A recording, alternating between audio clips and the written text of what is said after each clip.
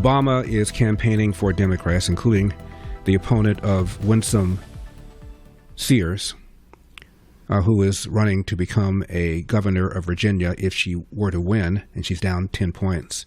She'd be the first black female governor in the history of Virginia. Obama is supporting her white opponent. Now, again, Obama is doing so because of policy. I get that. But isn't it interesting how Obama chastised the brothers for their perceived reluctance to vote for Kamala Harris because she's a female? But Obama is now encouraging the brothers to vote for a white female over a black female. I'm just saying, given the importance of diversity, equity, and inclusion, and because Black Lives Matter. Obama, of course, cut a commercial against moi when I was running for governor. I would have been the first black governor of the state of California. And again, I didn't expect him to do otherwise. I'm just talking about all this racial solidarity nonsense that people on the left push. It's racial solidarity as long as you're a lefty. So Obama, at a rally, asked the following question, number 61. It's not as if we did not see some of this coming. I mean, I'll admit, it's worse than even I expected, but I did warn y'all. I did. And you know what? Donald Trump warned you too. He told you what he was like and how he was going to act. But the fact is, the truth is, right here in New Jersey and all across the country, there were plenty of people who voted for Trump and the Republicans anyway, not because they wanted to give up their right to free speech or because they wanted to see our public health systems torn down, but because they were understandably frustrated with inflation and high gas prices and the difficulty of affording a home, and they were worried about their children's futures. Now, 9 months later, you got to ask yourself, has any of that gotten better? Okay. First of all, he went the full Jasmine Crockett and starts dropping his G's. 9 months later, y'all. Condescending, but it's okay. Has any of that gotten better? Is your life any better in the 9 months that Trump has been in office? The article in front of me called Trump's Bully Pulpit is Restoring Order. From Chicago, Obama's adopted hometown, to the Rio Grande. It's a long article, but I want to read you some passages from it. It's in American Liberty. Crime and illegal immigration are plummeting across the country, and evidence suggests that President Trump's policies are working exactly as intended. According to the Trace Gun Violence Data Hub, gun crime has dropped in over 3/4 of the cities with the highest rates of shooting.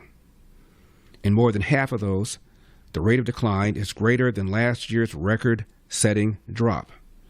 Early 2025 FBI data shows violent crime has fallen by 5% and property crime by 9%. The nation is on pace to record the fewest gun deaths since 2015, with 32 states and D.C. reporting at least a 10% decline. Now the question is,